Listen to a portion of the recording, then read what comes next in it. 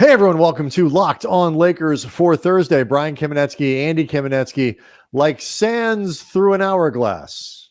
Tweeted by LeBron. Is Darvin's time up? That's next. You are Locked On Lakers, your daily Los Angeles Lakers podcast. Part of the Locked On Podcast Network, your team every day.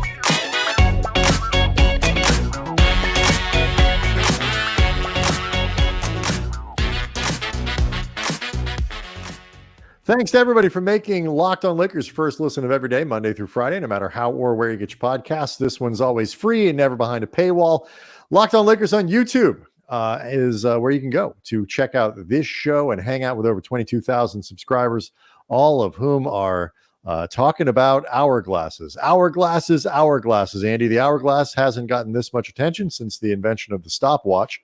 It is back in vogue thanks to LeBron James. We'll talk about that momentarily. There it is, the hourglass heard round the world.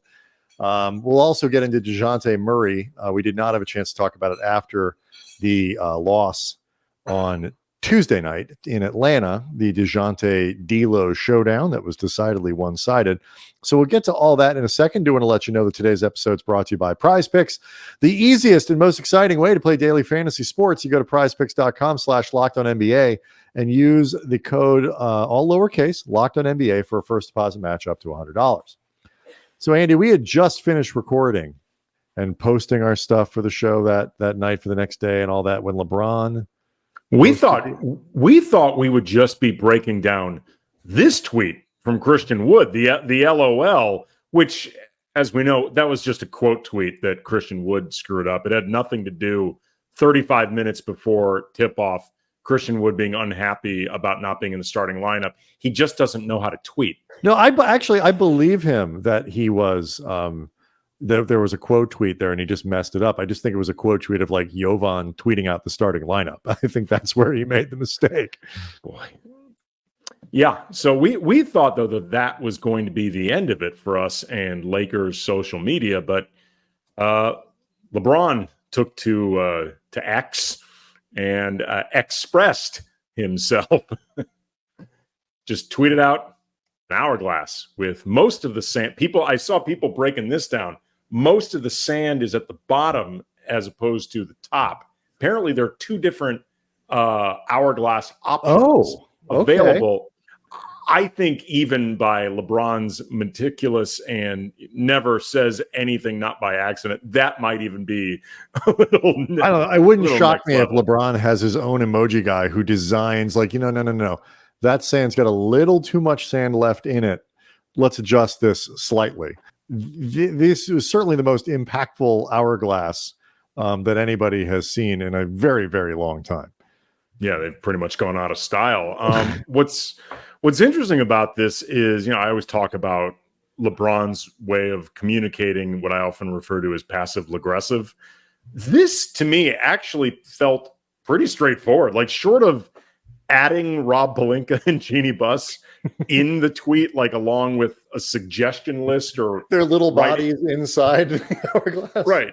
Writing an open letter to the LA Times or just going to his own studio, uninterrupted. He's got the media resources. Like, he could just do a special episode of The Shop where he just goes ballistic. Do you think they'd print a letter to the editor from LeBron? Probably. So. I mean, the Times is cutting back a lot of resources, but I don't think they've reached that point. I just love the signature, LeBron James, Los Angeles. Mm-hmm.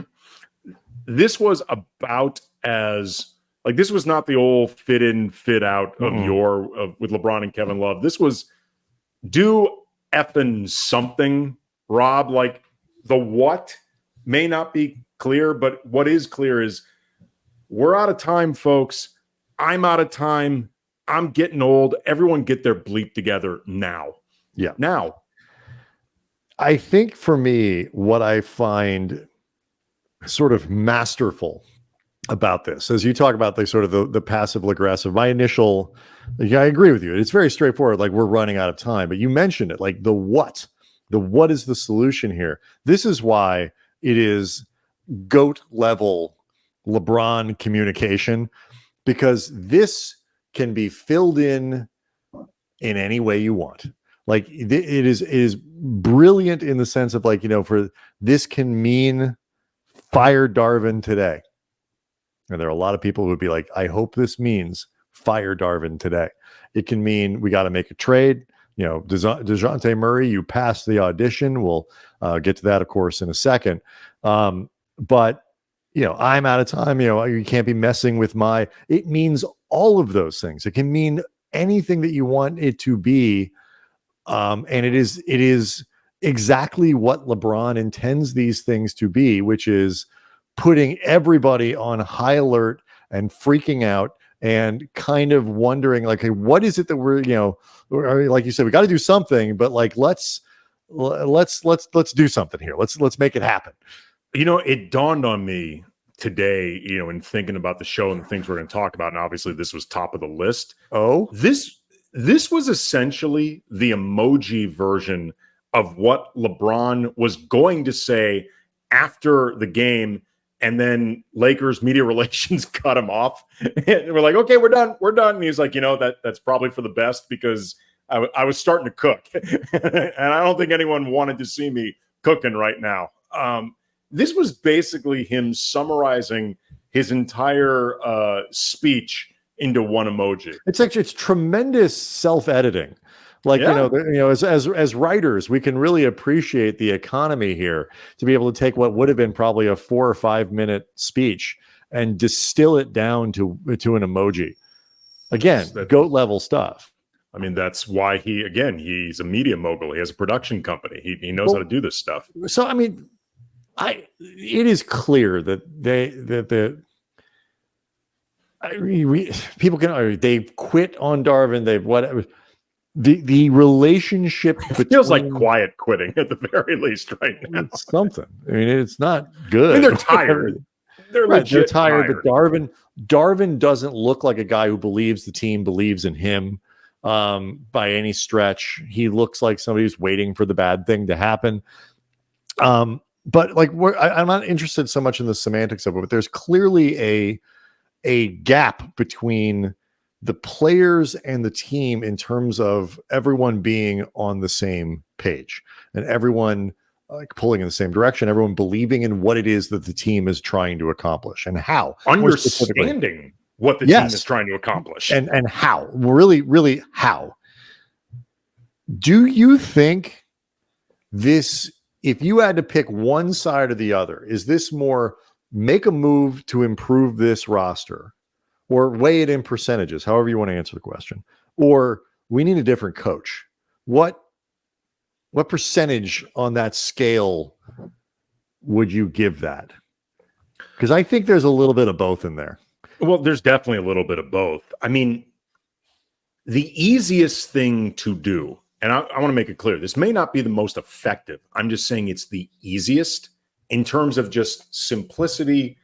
It doesn't require 2 or 3 other teams to tango. You just fire Darvin.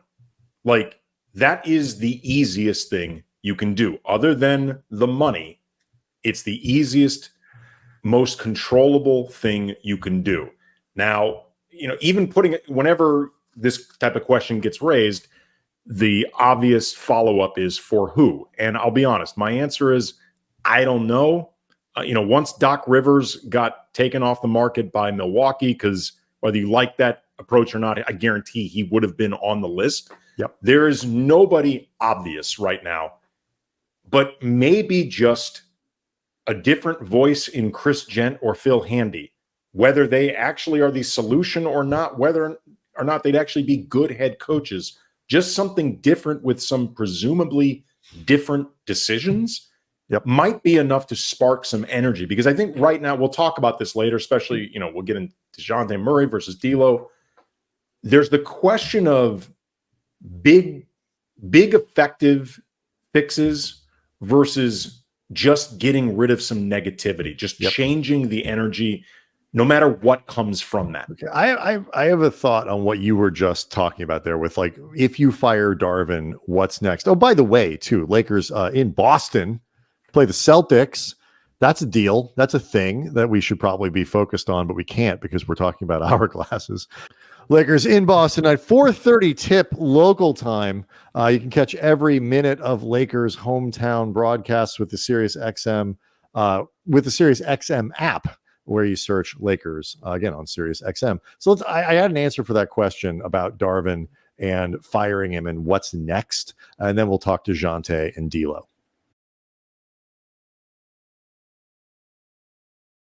Locked On Lakers brought to you by PrizePicks, the largest independently owned daily fantasy sports platform in North America. Instead of battling thousands of other players, including pros and sharks, you just pick more than or less than on 2 to 6 player stat projections and watch the winnings roll in up to 25 times your money. And you can pick combo projections across football and basketball in the Specials League. I mean, at least for one more big weekend, you can do that with football and basketball. For example, LeBron James and Travis Kelce at a 10.5 combo of 3-pointers made in receptions. And with PrizePicks reboot policy, your entries stay in play even if one of your players gets injured for NFL games, NBA games. If you have a player who exits in the first half, doesn't return in the second because of an injury, that player is rebooted. PrizePicks is the only daily fantasy sports platform with injury insurance. So go to prizepicks.com/LockedOnNBA. Use that code LockedOnNBA for a first deposit match up to $100. Again, prizepicks.com/LockedOnNBA. PrizePicks, daily fantasy sports made easy. The long term, Andy, you're exactly right. The question of who's next matters. But I have two thoughts about this. Like, there are scenarios in which the Lakers turn stuff around and Darvin ends the season on firmer footing than he currently is. But they seem far-fetched to me. And you are walking into next season with all kinds of uncertainty. There's a thing that happens in media where, like, well, if he loses this game, if he one more week of this, the minute you reach that point, you are essentially done with your coach. And that is fair or unfair. I think with Frank, with Vogel a couple of years ago, it was a little more unfair than fair, but it doesn't change where you are. It is very difficult for me to see how Darvin regains credibility with this roster and this core, assuming that a lot of the disconnect that's been reported and that certainly looks like it's there when you just read body language and watch players and listen to the words that they say publicly. It's hard to see how this gets fully better to where LeBron believes in Darvin. Like, they bought in with Frank, or they bought in with Darvin last year, or they bought in with Ty Lue or other coaches. Then fire him. And it almost doesn't matter who you replace him with now. I predict if they fired him, they would have a 7 or 8 game bounce with Chris Gent or with Phil Handy or with you or me. It doesn't, like, the energy from a new coach would turn things in a big way. And then after 7 or 8 games, things would settle back in.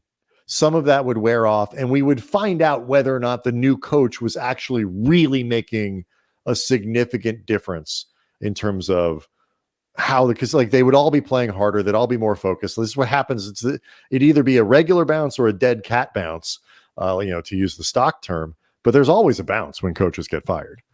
Well, I mean, they only need to maintain that sort of bounce, that sort of energy, the getting reinvigorated for essentially half a season, however long the playoffs go, because I doubt they're going to end up finding the permanent coach.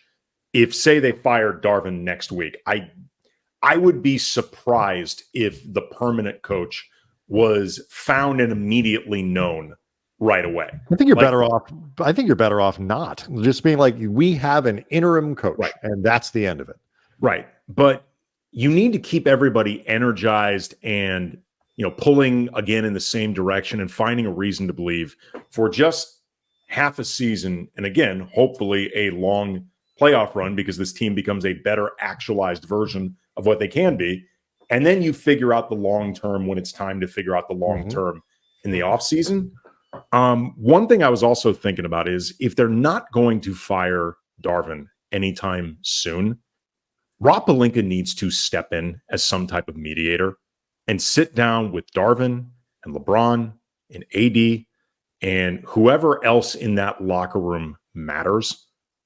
And they need to sit down and hash some things out where ultimately Rob Pelinka says, okay, I'm hearing things on both sides. These are the things that are going to happen moving forward because I said so.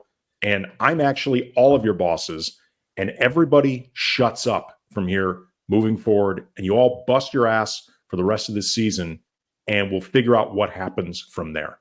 Like if you're not going to make the move to fire Darvin because he's clearly lost the locker room and clearly some type of energy needs to change. There could be energy changes that come from a trade just because it's different energy, not even because any specific player is doing anything wrong. Like the energy changed last year from negative to positive when Russ was changed. I'm not talking about that right now. Like if D'Lo got traded for Deonte Murray, I don't think D'Lo has been a source of negative energy. I'm just saying different energy can sometimes be reinvigorated. It's a shakeup. Trades are a shakeup. Right. But those are also though harder to manufacture because you need other teams to cooperate. But if you're not going to do the immediate move, the immediate shakeup, which would be firing Darvin, you need to sit down if you're Pelinka and be some type of intermediary, because especially if you don't plan on firing him this offseason, then you really need to start being proactive in finding something that works and getting everybody past the stuff that has caused this tension. This is a bit of a catch because on the one hand, we joked that, once the Lakers made that trade last year, the Rui trade and then the deadline stuff, like suddenly Rob Pelinka, who we didn't hear much from, I generally speaking, I don't need to hear a lot from the GMs. You don't want to hear a lot from the owners. Like I'd rather hear less from them than more. It is a difficult thing, like for Rob to start talking. Is now if he comes out and he does start doing interviews, the only questions are going to be about Darvin and what else do you need to see in this and that, whatever. And that, while I guess it can be helpful, it also starts to create headlines and this and that. And I'd be fascinated to know, like you say, what is the communication between the people that matter in this situation that isn't public. But we are back in a place where Lakers management is completely invisible. 100%. When was the last time we have seen or heard from any of these people? I think it's been like media day. I mean, basically this, as you noted, the general managers don't often speak regularly. They don't often hold pressers. Like it's not a common thing. So I want to make it clear that it's not like other presidents of basketball ops around the league are regularly doing fireside chats and Rob Pelinka is the only one who isn't. But that being said, though, and there's time for this to fully play out, I guess. This front office and ownership, and in that point, I'm including Jeannie, obviously. Sure. They do have a habit of disappearing when things get really bad. They do. That is an established pattern. And look, the Lakers, they're going like, okay. Yeah. And what I was talking about, by the way, just so it's clear, I'm not talking about Rob doing a presser. I'm talking about him behind closed doors. No, and that was clear. That was absolutely clear. I'm talking about the visibility, though, like you said, of ownership based on that and management based on what you're talking about, which is when things are bad, when things are difficult, they do tend to get real quiet. And I don't always think that's a bad thing, but it's also not always a good thing either. But like, look, I mean, the Lakers have they're a game under 500 and are going into Boston tonight. Again, 4:30 tip, every minute of the hometown broadcast. You can catch it with Sirius XM on the SXM app. Search Lakers. But that is a difficult game, even when you're playing well, going into Boston Garden or whatever they call it now, and playing there. And then you go to New York, TD Center or something, TD Bank North, whatever it is. And then you go to New York. The Knicks have been the best defensive team in the NBA since the OG trade. So that's a tall order. And then you finish with Charlotte, shouldn't be a tall order, but it's the last game of a 6-game trip, and the last game's always hard. Like we're not hitting the panic button quite yet, but we have located the panic button. We have lifted the protective shield off the panic button, and our hands, if not hovering over it, are certainly out of our pockets. Our hot pockets, our ham-filled hot pockets. Darvin's are still in his, though. Yeah. So we'll see how that goes. Let's talk D'Lo and Dejounte Murray, because that was certainly an interesting thing that happened on Tuesday. We'll do that next.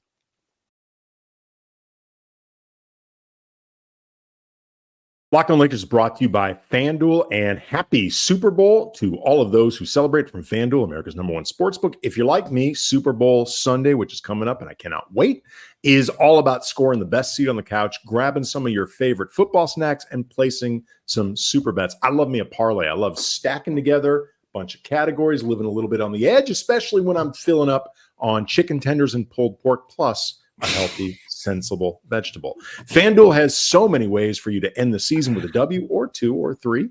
Not only can you bet on who will win Super Bowl 58, but FanDuel also has bets on who will score which players will score a touchdown, who will score the touchdown first, how many points will be scored, and so many more options.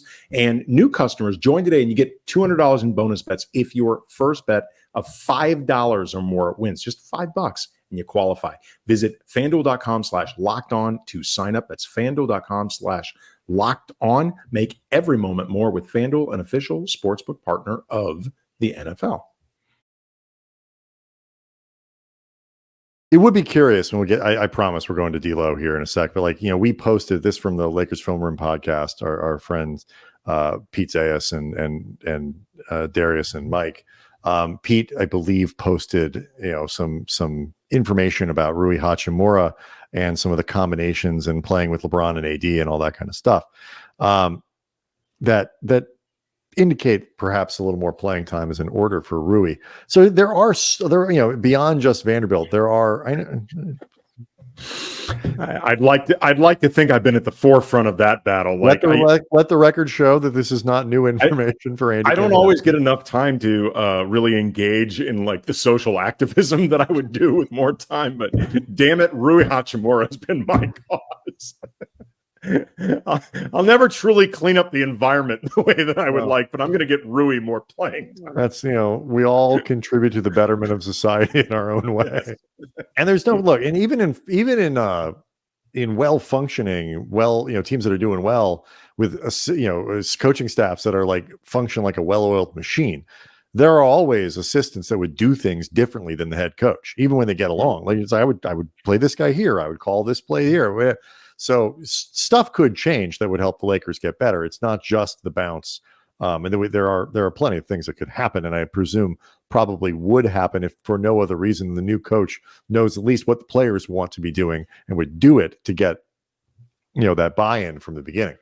But anyway, so we'll break down some of those things later. You want to give yourself the best chance of not being just a 3-month interim guy. You do the things that LeBron and AD want. Exactly. So let's talk about Dejounte Murray. If he, you couldn't have scripted something better for Murray to look better, look as good as he did against the Lakers on Tuesday.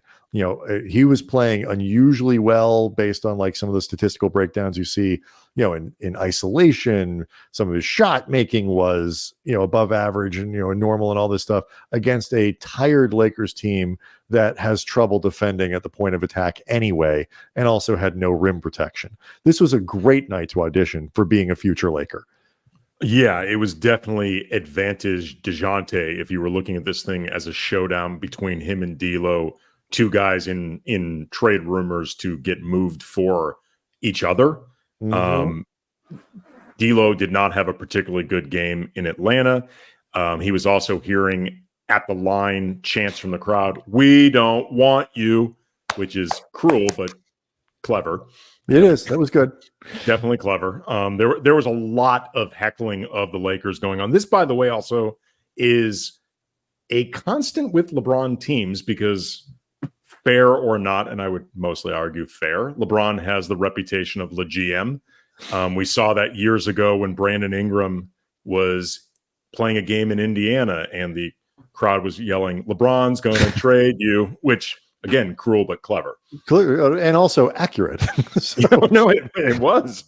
As it turned out, it's like that one tweet that always goes around, like, the haters said that it couldn't be done, and it turns out they were right. Really great call by the haters. It's like that. Yeah. It's that tweet. LeBron may not have been on the phone with New Orleans making that trade happen, but he might as well have been. Yeah, I mean, he's got people for that. But like, it's like I'm lukewarm on the DeJounte thing, because I really want to know, are they doing it because they are trying to salvage this year? Are they doing it because they really believe Murray is a nice fit for next year? Is Murray's defensive reputation, is it really reputation at this point versus actual production? That is an open question. Could being put back at really a point guard position as opposed to having to play next to Trae Young. Would that make a difference? There are a lot of variables here, and I'm certainly open to the idea. I get it. Like, after watching just the difference in speed and dynamism between what Murray would be in the Lakers backcourt versus what Reeves and Russell provide, even when they're effective, the change in speed and the change in athleticism is pretty noticeable between Murray and the two starting guards for the Lakers. I mean, there's no question about that. Yeah, I mean, he adds that wrinkle that the Lakers have been missing with Dennis Schroeder. Just the ability to get downhill in ways that can put a defense on their heels. Like, both D'Lo and Reeves have different ways that they can attack and get in the lane and do things while they're there, but not in that same just downhill attacking, going right at you. What are you going to do to stop me way that DeJounte Murray can do it? I thought the game that he had against the Lakers was a pretty good summary of what I think of DeJounte Murray as a player, which is, I don't think he was spectacular, but he had a very good game. And I think that's kind of where he is in the NBA pecking order. He's not considered a spectacular player, but he's very good. He's also, too, under long-term contract. So if the Lakers just like DeJounte Murray, and if nothing else, feel like they have more of a future for whatever reason with him than D'Angelo Russell, then you could be getting ahead of one of the moves you eventually have to make if D'Lo's not on this team because he opts out this offseason, or you think you're going to end up trading him if he opts in next year, or next year becomes the last season you're with him anyway. Like, right. It gives you some type of clarity. It may also just re-energize the team because you're doing something and they want to feel like you're not just leaving them to the wolves, even if D'Lo isn't really the problem. And as a one-to-one swap, Murray may not make the Lakers that much better. Yeah, I mean, look, I agree with you. I mean, I think Murray's probably overall a little better player in like, if you're taking the totality of it, but there are things that Russell does better than DeJounte Murray. He's a way better shooter. He is. And, historically, I mean, I know Murray's having a career year, but historically, D'Lo is a much more reliable three-point shooter. As one example, he's also a better pure point guard. But I hesitate even to say that, well, obviously a Reeves and Russell backcourt can't work, because it worked pretty well last year, up until the Western Conference Finals. I mean, that's not bad. But I do think, like, it is pretty clear DeJounte Murray is better than anybody the Lakers would be able to pick up through free agency, or likely even a trade, should Russell leave. Like, if they lost D'Angelo in the offseason and they don't make this trade, and they just have to go find someone, the replacement will be worse than both of them. I think that is likely, at the very least. Or you have to use other assets that you need for other improvements in order to go get the point guard that you let get away. So if it costs you a pick and D'Lo and, I don't know, Jalen Hood-Schifino or something like that, you got to think about it. I mean, it should be noted, I am pleased to report that Hachimura is actually playing pretty well with the G League now that he's actually getting to play. I hope they can leave him down there for most of the year and give him a chance to really thrive. Side note, we do not need to go down a Hachimura rabbit hole. Yeah. I mean, in a perfect world, you would find a way to add Deonte Murray to what's already there. Some type of world where it's Gabe Vincent, who has not been a factor this whole year, Jalen Hachimura pick, and Torian Prince to make the money work. You might end up having to do that. Well, no, you really might have I'm to. saying, you really do need them. It's a perfect opportunity to trade Torian Prince. I mean, look, we've talked about this before. In a lot of ways, I feel bad for Torian because I think he is getting crushed for reasons largely that have nothing to do. And I think with he's pressing because of it. I think he hears a lot of this, and his play over the last couple of weeks indicates this is wearing on him as well. And look, I mean, I've made this argument before. I think you can make a very real basketball argument that if you're looking to improve the team immediately, you have to at least consider moving Austin Reeves for Dejounte Murray rather than D'Lo, because on balance, D'Lo has been better than Reeves this season. And if you are looking to jumpstart this season, you want to keep the better of the two players if possible. Reeves may be on the better contract, and maybe you believe in, over the long run or even just next year, Reeves will be definitively better than D'Lo, but he's not currently definitively better than D'Lo. So you could make the argument that if you were looking to fix things now as effectively as possible, you would relent on the very well-reported reluctance to include Austin Reeves in that sort of deal. Because I think if they included Reeves, Atlanta would say yes. I think they'd say yes in a second. I think and the Lakers might be able to hold back a pick or Hachimura or something like that. Right. Again, you just have to consider it. I mean, if they include Reeves, the whole nature of the deal changes. And I don't want to argue about because I think there's obviously a lot of reasons to keep Reeves that even go well beyond the contract. But it gets to the Lakers are in a really difficult spot because that's my point. You have to balance two things. Like, if they don't fire Darvin but do make a trade, does that change the dynamic in the way that you want? Is this a player? Last year, it was very clear that the issue was not the coach, it was the roster.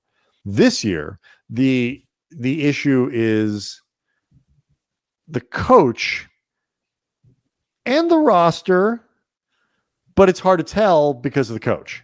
It's hard to know exactly the extent to which the roster is problematic or could be fixed because of the questions about the coach. I was going to say a big problem is the roster seems very upset with the coach. Yeah. And until that changes, however much of that percentage really falls on the roster will not matter, because the roster, I guess, other than maybe Torian, is upset with Darvin. And look, I mean, at this point, bad messenger, but that's the message right now. So, LOL. Locked On Lakers on YouTube, Andy. So we can go hang out with over 22,000 subscribers, all of whom are very interested to find out what happens tonight in Boston. This could be either one of the most glorious games of the season or a god-awful disaster, dumpster fire. We'll see. But yeah, we'll be back after to break it all down. And either way, there's going to be plenty to talk about. Leave us your questions. Leave us your comments. We'll see you after the game.